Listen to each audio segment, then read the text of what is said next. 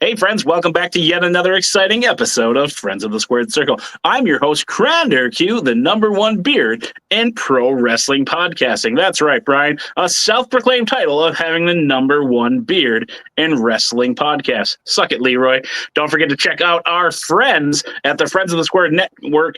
We got Wrestling with Pride as well as Bell to Bell are starting to drop their episodes on YouTube and Facebook. Make sure you check them out. Give them a follow, give them a like, give them all that attention that they deserve, just like this number one beard does, Brian. Brian, how are you doing today?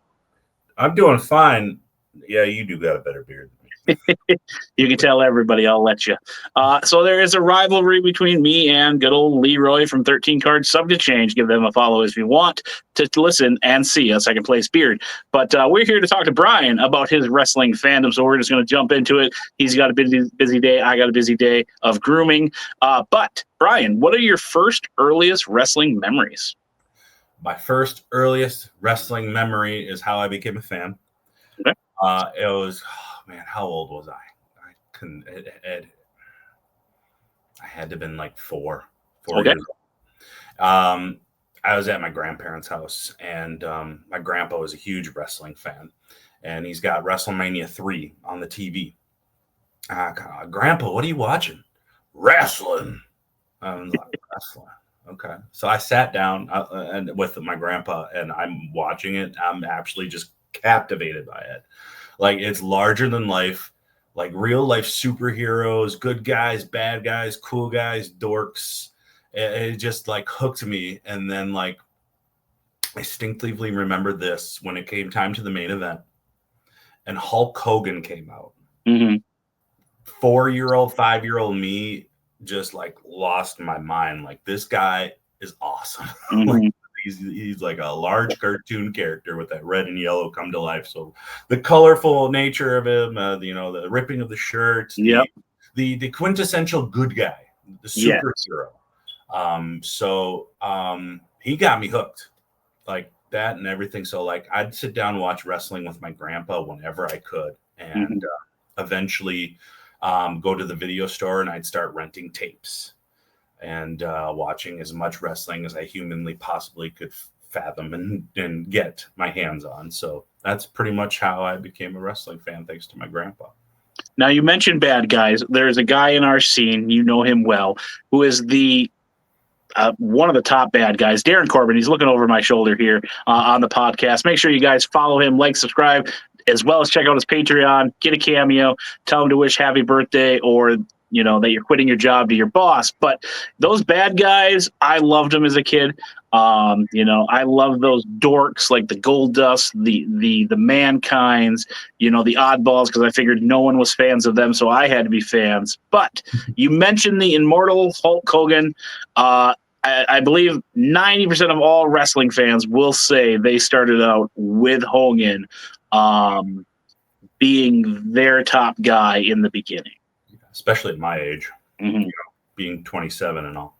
27, that's right, folks. 27. I am older than Brian. Don't let him fool you. Add a year or two somewhere.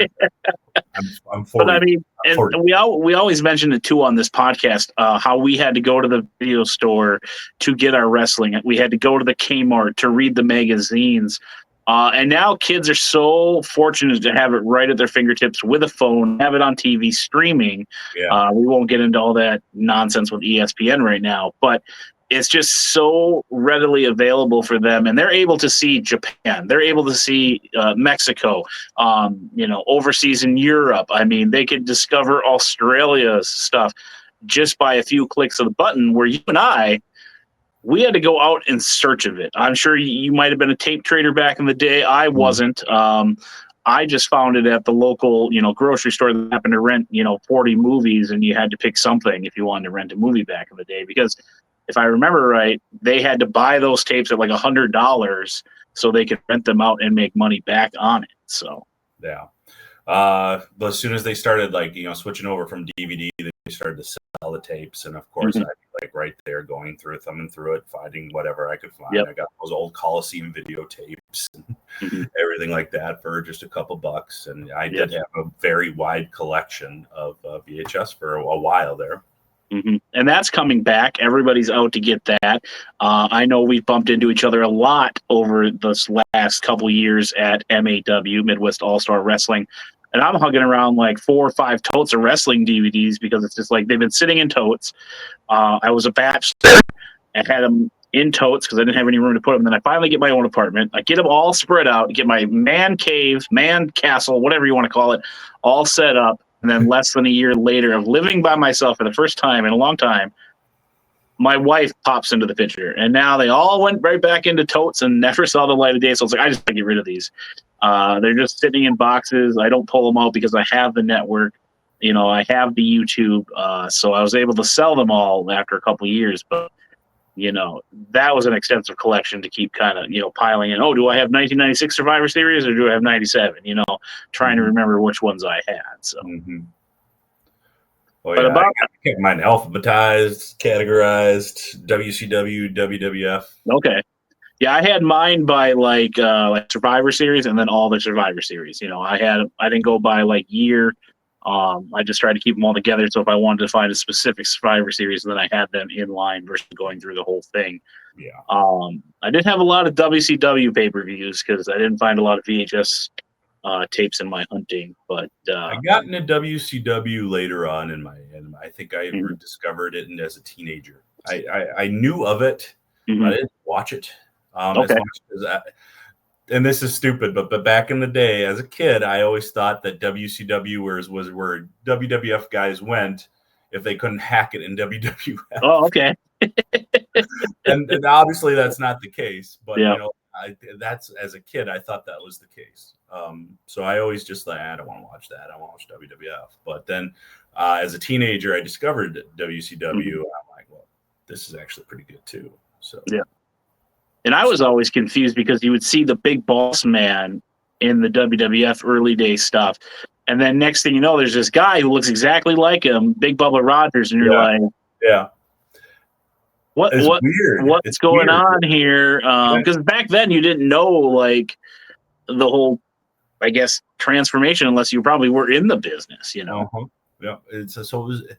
It was weird seeing guys because I was so into WWF, and then when I went and checked out WCW, seeing some of the same guys in a different element, in a different light. I was just like, that's different. Yeah, but it was a good different. I always liked Mark Merrow before he went to WWF and was Sable. A lot of his matches I liked watching, especially one with him and Brian Pillman. They opened a pay-per-view, and man, that thing was just a fun ride. I enjoyed his feud that he had with Dallas. Dallas Cage, when he had Kimberly the Diamond Doll thing, and lost the Diamond Doll to her and or to him. I mean, and that was one of the WCW feuds that kind of stuck with me.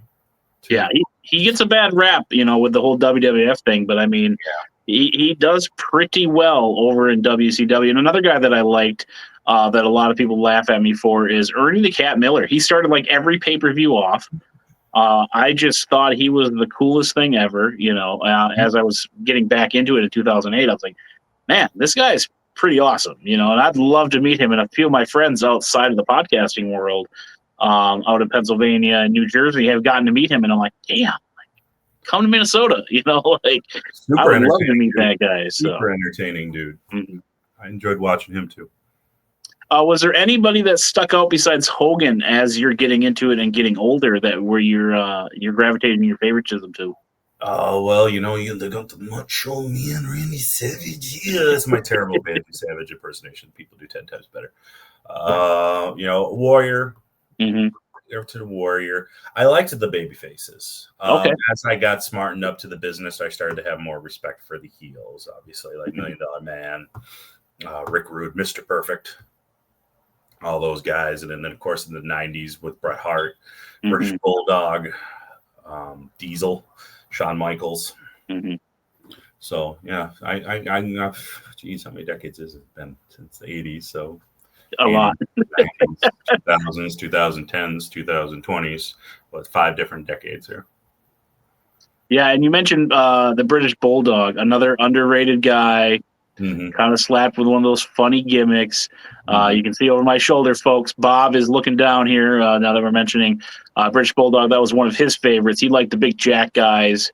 You know, it kind of sucks that a lot of people didn't get their shine until now, much later when we're going back and rediscovering a lot of stuff. Like, for instance, you know, Fred, the Shockmaster. That thing went down as just like a blooper reel forever, but he is everywhere doing autograph signings. They have Shockmaster action figures out. Yep. He's getting custom things made that he can sign, and people are just gobbling it up. And super great guy. You know, I met him at MAW. I met him at Heavy on Wrestling, and both times he was just so nice and so welcoming to the fans. It's great to see him getting that shine after that embarrassing moment. That probably was a black eye for, you know, 10, 20 years. Oh, yeah. Well, people embrace that after a while. I think time goes all. So, you know, and people remember it. So whether you thought it was dumb or whatever, it's somehow stuck with you. Yep. Still around. It's still around, still a thing. So kudos to him. And like I say, super nice guy too. Same with that Steiner promo. You know, it's iconic. You know, everybody Every time loves it. I'm on Facebook, I swear I at least come across the Steiner promo at least once a week. If that, even. I'm just scrolling through and all of a sudden it'll pop up on my feed. Who was the little guy that he had with him when he was cutting that? Wasn't that Petey Williams? Okay, that's who it is. Yep, wearing the little. I just laughed. It just made me laugh seeing Steiner just built like a brick shit house, and then you have like an essence of a little kid standing next to him. No disrespect, Pete, but it's just he's pretty big himself, Petey. So shorter, but you know, he's pretty jacked too. But as you got older, did you ever lose your wrestling fandom? Now it's okay if you did, folks. Don't come in the comment sections here. I know I lost it for a short time because I got more into football from the 2000s up to 2008, so I had a little gap there. But did you ever lose your wrestling fandom there watching it? As I got into the business, you know, and part of that, when you kind of see how things are done and you get the business aspect of it, you look at wrestling in a whole different way, and you don't see it as so much as a fan anymore. And then you start seeing things as a business, and like, I wouldn't have done it that way, or I think they shouldn't do this, or things like that. You start to critique it a little more in that sense. So in that essence, part of my fandom is gone, but I still have a soft spot for it. I still enjoy watching it from time to time, and I try to check the business aspect at the door when I just want to sit down and watch it, but it can be difficult too. So, but I've never really lost the fandom. Okay, fair. I know, you know, like you said, critiquing and seeing all that stuff as you get smartened up. I know if I'm sitting in the crowd, I just go for what's in front of me because I just want to have fun. I want to heckle some people. You know, I like to think I'm funny, which, you know, I'm not. That's why I have a podcast. But, you know, when I'm working the vendor table and I can hear, for instance, Teddy Long critiquing everything he's seeing, and I'm like, oh, he's watching all the time. Like, you know, and then just to hear him say those things kind of reminds me, okay, somebody's always watching me. Let's make sure the table's straight. Let's make sure the sign's not falling down. Let's get all the food off the table. I don't want somebody just walking by one time saying, he's eating chicken at the table. Really? And you're promoting a business? Come on, you know. So it is nice to hear those things, especially like, not that I'm on the side of the business that you are. Like, I feel like I'm in the middle, you know, squeezed in there, getting to see both sides of it when I get there early, you know, the guys and gals setting up. And then once they just flip that switch is just a whole nother thing. To mention Devon Monroe, I fangirl for him every time I see him. And he's super nice, super personal. But then when he, you know, those doors open, he's black excellence. You know, he's moving in, and I was just like, holy transformation. You know what I mean? So, and I try to remember that too. Like, I got to up the ante. I got to be the character CranderQ, even though I don't need to be, but I have to bring, you know, a little bit louder voice and more energetic because I want people to come over to our table and see what we're doing. You know, not that I'm in the business, but I have to remember I have to promote myself. Oh, yeah. You're a brand, and you're trying to advertise to people to see your product, and you want to put on a good example. And first impressions are always the most important. Definitely. And then I just, bribe the little kids with candy and stickers. And then mom or dad are like, oh my God, let's go to this table, see what's going on. Oh yeah, I'd love to come on your podcast. And the hook is set. You know what I mean? So, but yeah. Now that you're older, is there anything that you like to watch? Like go back and watch, or are you diving into AEW? What are you watching right now? I still keep up with WWE. I mean, I haven't sat down and watched a show that's not one of our own or another indie show. I think I more like the indies now than anything, especially I love the indies area, because I appreciate a lot of the hard work that goes into it. And, but I like watching New Japan stuff, and then I'll kind of keep an eye on AEW, see what they're doing. But I can't. It was probably just a few months ago I sat down and watched a WWE show. So, but I follow it and I see the clips and watch YouTube videos to stay current and everything like that. So, yeah, and lately with everything being so busy on my end, it's just going to ramp up again because next year, JRich, our co-host, as you see him on the little logo there, folks, him and I are going to plan to go to more shows together. He's going to be starting his wrestling journey. But I'm going to be ramping it up just like when I was single, hitting shows almost every weekend if I can to continue to promote this brand. But it's so refreshing on the indies, I feel like, because you get to talk with everybody, you get to see your friends, every week, especially you. I mean, you're constantly at a wrestling show, it seems like every day.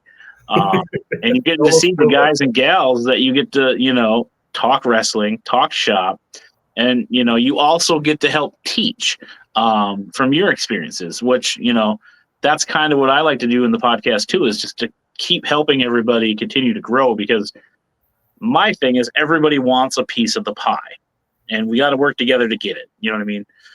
Some people get lucky, get a few viral videos, and then they take off, and then they can maintain that by keeping the gas pedal down. But some of us got to keep digging that ditch till we can, finally get to the bottom of the well to get the water to come up, so. Yeah.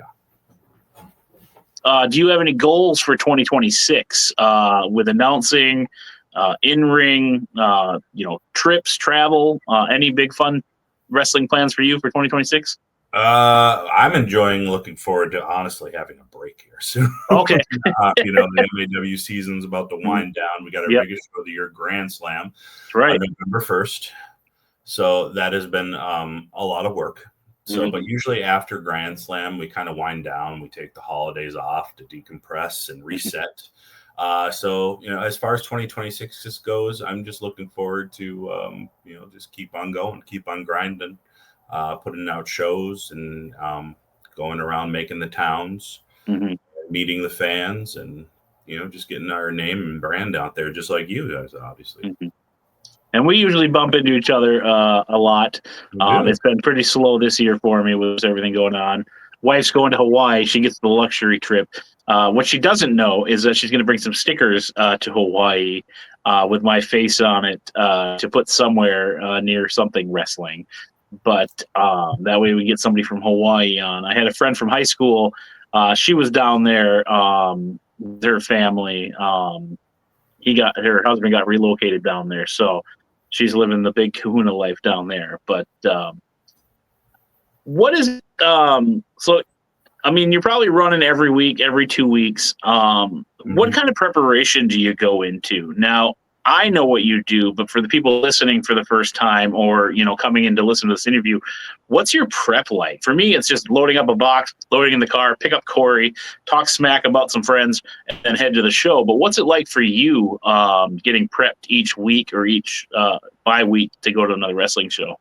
It very much consists of phone calls and conversations and, just last minute details. Eli will put the run sheet together, or I'll put the run sheet together. Just getting into the truck and making sure we got everything, and then driving the truck to the show, setting up the ring, and again, making sure all the boys are getting there and kind of going over things with them. what things we want, what we're looking for, the business in hand, and it's almost like second nature now. Doesn't it kind of just flows now?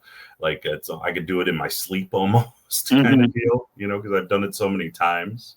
But beforehand, when I was really anxious and nervous about wrestling, there was try to get the good amount of sleep before the night before. Try to think of some ideas that I had that I wanted to do in a match, and things like that. So, now, folks. Oh, go ahead. Sorry. Now it's like, it's just another day in the office, So. Now, folks, we're just kind of dialing into the fandom, kind of tiptoeing around his career.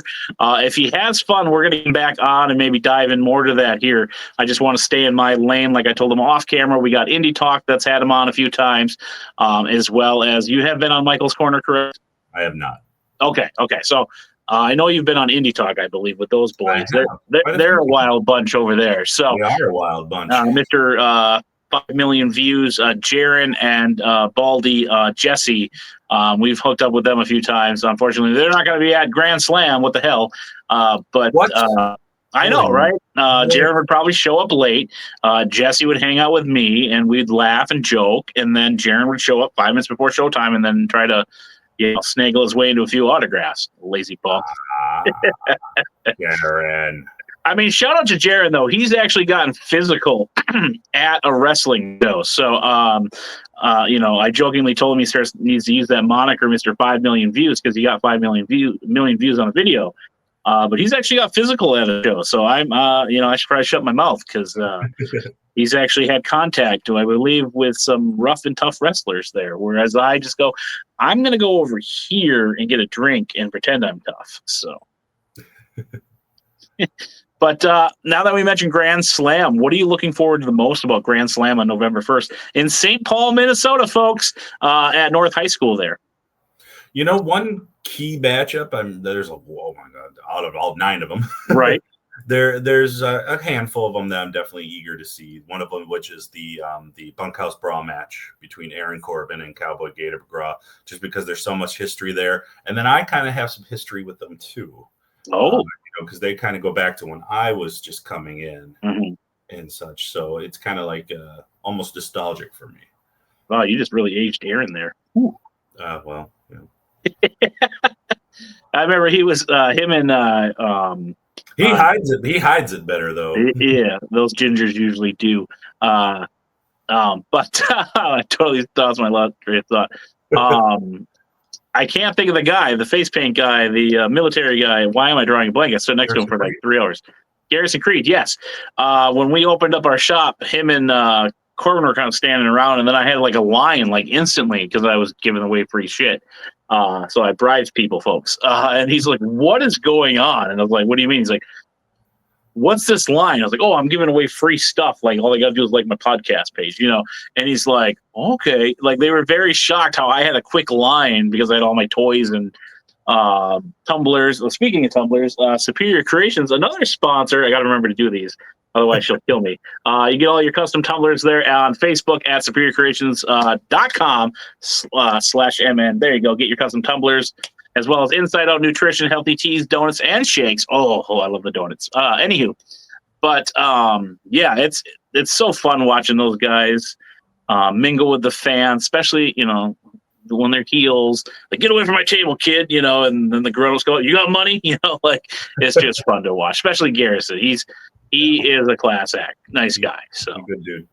Another match I'm looking forward to is the Fatal 4-Way MAW Heavyweight Title match.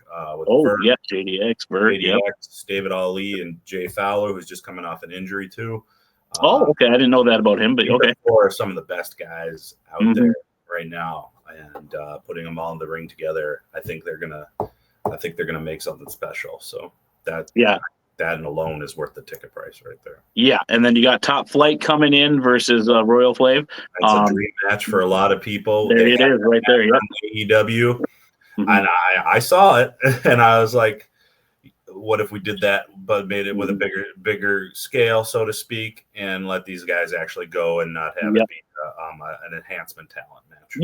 Yep. I mean, they got the shine. Now they're about to get them glasses on because their future is bright. We might see an upset. Top Flight, they're going to take off, but we just might see an upset. MAW is their Royal Flave's home, so they're coming to stand on business, as the kids say. I don't know. It's usually Darius and Dante, before Royal Flavor. Yep. Cut their teeth. Yep. Got some time in MAW too, so yep. Maybe a little bit of a homecoming for them. Yep. I'm excited to see the guys. It's been a while, since I've bumped shoulders with them, because they're usually creeping around backstage at a few other shows. I always sneak over. Hey, Dante, can I get a picture? Yeah, Cal. I'm like, oh, he remembers me. Even though I probably pester him every show. So how can you forget the #1 beard in pro wrestling podcasting? That's right, Leroy. One more time. Suck it. #1 beard. I'm just starting shit today. So if this gets canceled or the podcast gets canceled, Brian, thank you for being my last guest ever on. JRich will be upset with me. He'll have to start his own podcast. But I think Women of Nations is going to be a great show, and we have Sierra coming. How can we not talk about Sierra? With her match with Isla Dawn. I hope I'm saying that right. And my best friend, I say it, he doesn't. Joey Avalon versus one of my favorites, Tajiri. I love Tajiri, back in the day. And then when I got back into it in 2008, the Japanese Buzzsaw, is that the correct moniker, I hope? I just loved watching him wrestle. Oh, yeah. Good. I loved his ECW stuff. Mm-hmm. I felt that the WWE kind of watered him down. Still enjoyable to watch, but go and watch what he did in ECW. And I'm going to have to dive into some of that stuff before they cut it off. That's the one we're probably going to see with Joey at MAW at Grand Slam. That's the version I hope to see. I hope to get a picture with him before and after the Green Mist. I'm just saying. So I did not put that in the atmosphere to happen. Yes, I did, because it'd be great. I think you did. I think subtly hinting there. I'll post the clip after, so that way he doesn't beat me up with the shovel while we're setting up the table, and then you guys have to kick him out. Just kidding. And Great Muta, another legend coming to the Minnesota show, Midwest All-Star Wrestling show, excuse me. I don't know why I said Minnesota, but it's in Minnesota. That's going to be a good one. He's going to have a line right out the door, because I think people are going to be very excited to meet him. So. Oh, definitely. Everyone's a buzz. Mm-hmm. Definitely. Great Muta, one of the best. Yep. So I personally going to try to get a chance to talk to him. That's the hard thing with running the shows. I don't have a lot of free time to go. Yep. I don't get to casually go over and wait in line or do that kind of stuff or anything like that. I'm just too busy to do so.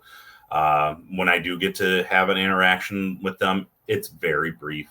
Mm-hmm. So I'm hoping to have at least some sort of interaction where I can say, hey, thank you. Appreciate you being here. Mind if I can get a shot? Yep.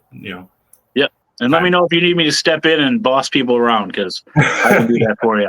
I'll give you that 5 minutes, and people will hate me by the end of it. So, but he's definitely go sweep the floor. Definitely the big one. I'm looking forward to meeting. Great. Yeah. I'm hoping to sneak over real quick as well and say hi. I will probably be like, JRich, watch the table. I'm going to talk to Tajiri. Thank you. Bye. Because a friend of mine had a friend that passed away, and he was not really necessarily getting rid of stuff, but he had to unload a few things because there was so much wrestling stuff. And I was going through some of just the basic cards that he sent me, and there was some Tajiri autographed cards in there. I was like, you have got to be kidding me. And so I texted him, do you want these back? And he's like, no, you're fine. But I was like, hell yeah. And then they actually stood in his line to get his autograph for me down in the WrestleCon when they were going to WrestleMania that weekend, and got me an 8x10 autograph. So it's going to be nice to finally meet him. Don't necessarily need the autograph, but it's going to be fun just to kind of, chat with him. So. Oh, for sure. Yeah. Last but not least, let's talk about that ring announcing. How did that, transpire? There's a funny story actually behind that. And it kind of just happened. Mm-hmm. So our very first show, it was a show in Big Lake, and it was a benefit show for lady who had cancer, Mm-hmm. and her husband was supposed to be the ring announcer, and he was also the guest commissioner and such like that. He was kind of struggling a little bit, and so like Eli was like, "Why don't you take over doing the ring announcing?" I was like, "Me? You want me to do it now?" Okay. And then I did it, and I actually kind of started. I like, this is actually fun. Mm-hmm. I actually enjoy this. I didn't think I would, but like, I get to steer the show. As far as bringing the crowd up, bringing the crowd down, segueing into matches and things like that, and announcing them and such, using the bravado and everything like that. And I control the pace as far as making sure everything's flowing correctly. And like, this is kind of actually freaking cool. Why did I never think I'd ever want to try this? So for a while there, just to cut corners a little bit, I would do the ring announcing at MAW shows. Finding I just really, really like this a lot. I don't know why I do, but I do. Well, I just explained why I do, obviously. But as times go on, it got harder and harder to do the ring announcing on top of being the commissioner, and then on top of needing to do all the other things that I'm obligated to do at shows as well. So you need to bring in different guys to do ring announcing, and we settled with Travis Sharp, doing a tremendous job for us. Shout out to him. He's a lot of fun. If you ever get a chance to see us at shows, we're kind of like the Gorilla Monsoon, Bobby Heenan sitting there. He's just he's a funny dude, and he always tries to crack me every day. So a lot of fun working with him. It makes work enjoyable now. It always has been enjoyable. It's even more enjoyable with him there.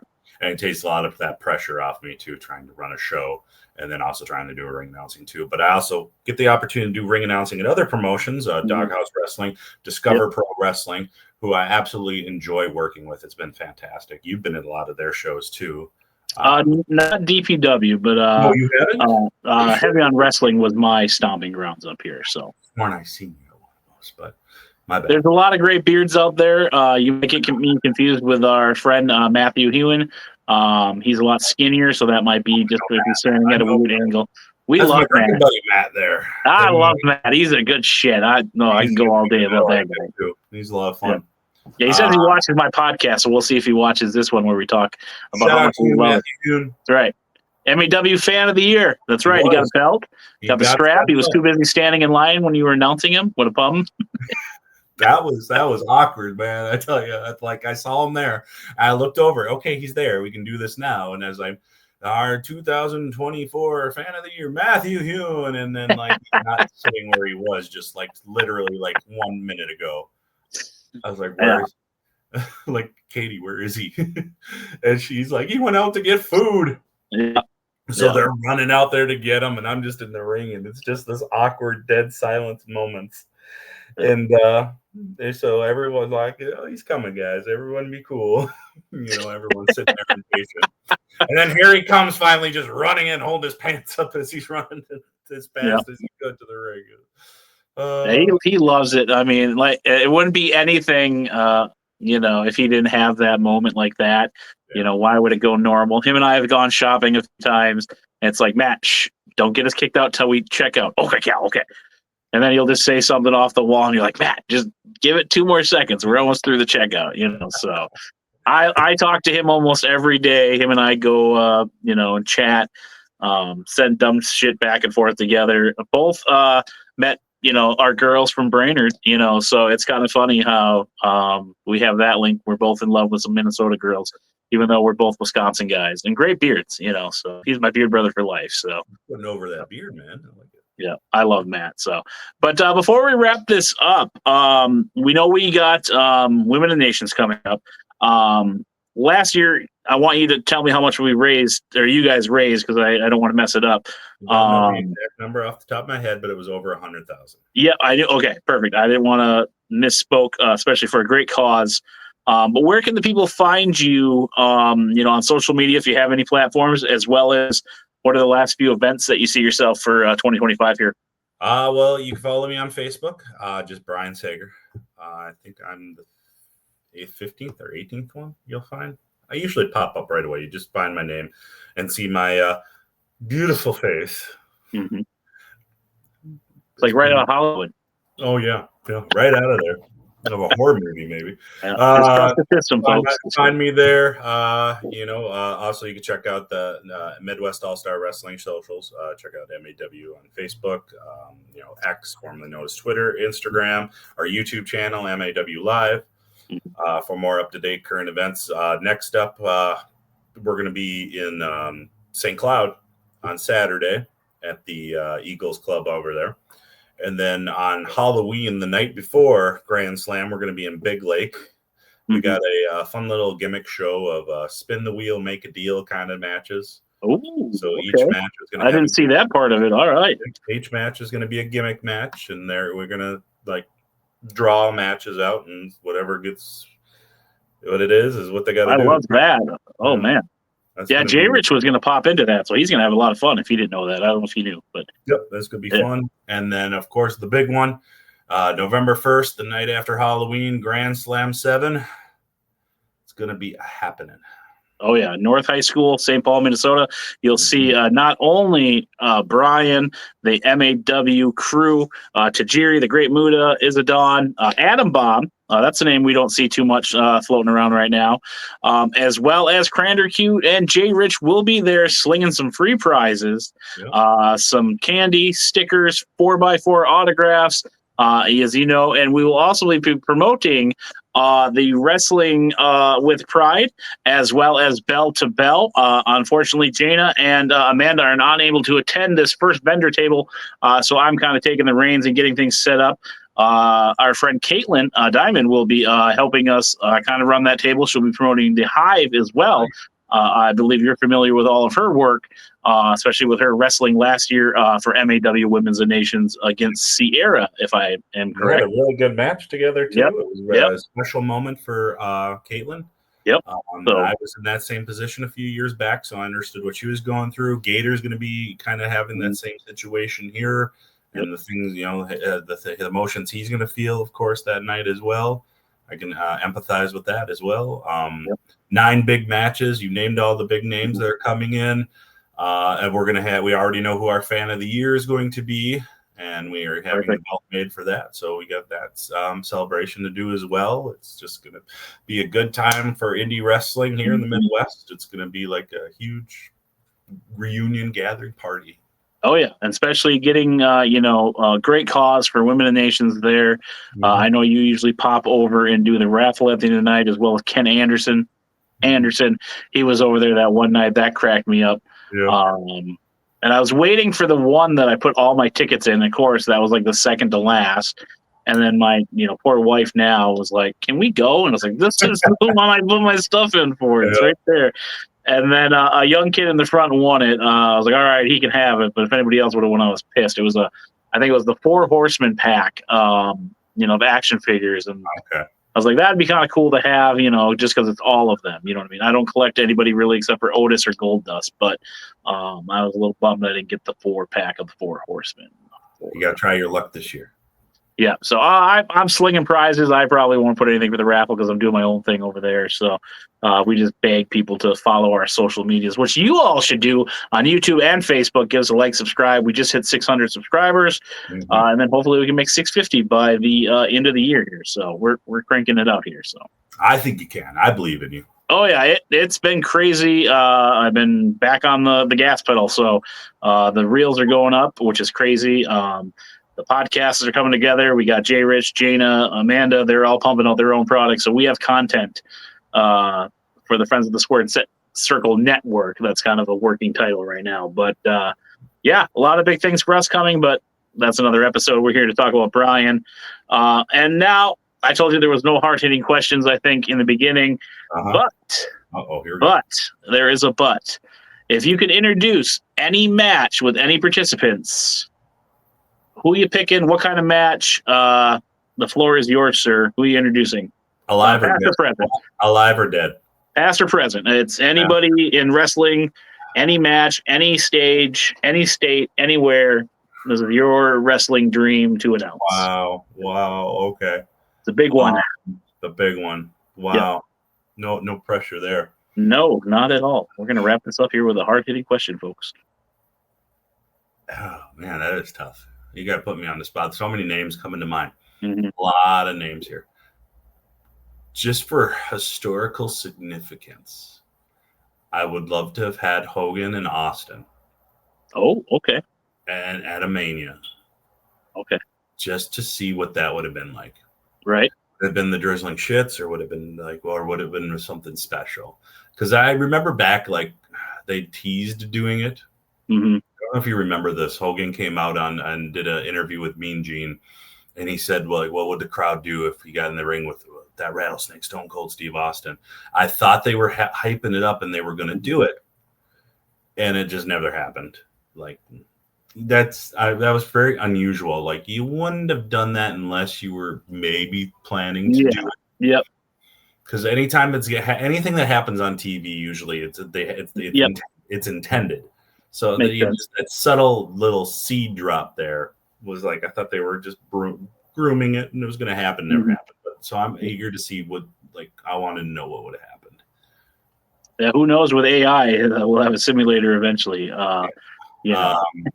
It's crazy. Present day, I'm a huge Gunther guy. I really enjoy watching Gunther. But it sounds like that they're going to go in the direction of that being Cena's last match.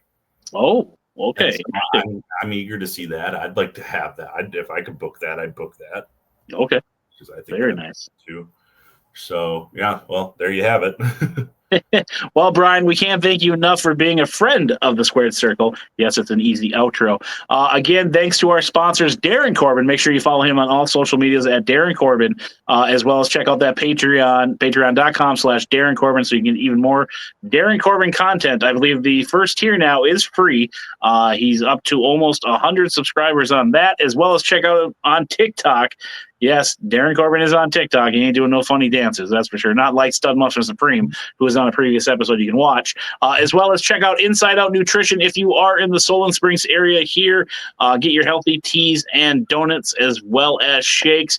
And a huge shout out for one of our main sponsors here, Superior Creations. They are the ones who give us all the fancy tumblers that we give away at wrestling shows for you liking our pages. And we can't thank them enough for being our first sponsor, as well as, he's not in the business right now, but Chef Keith Foods, salsa there. He was pumping those out till life happened. Hope to get him back on here so him and I can just argue. But don't forget to like and subscribe to our YouTube channel. Check us out on Facebook. And remember, Brian's not going to like this. Trust the system. And thanks for being a friend of the Squared Circle. I love the system. Trust it. Hell yeah. All right. Thank you. All right. End recording. It's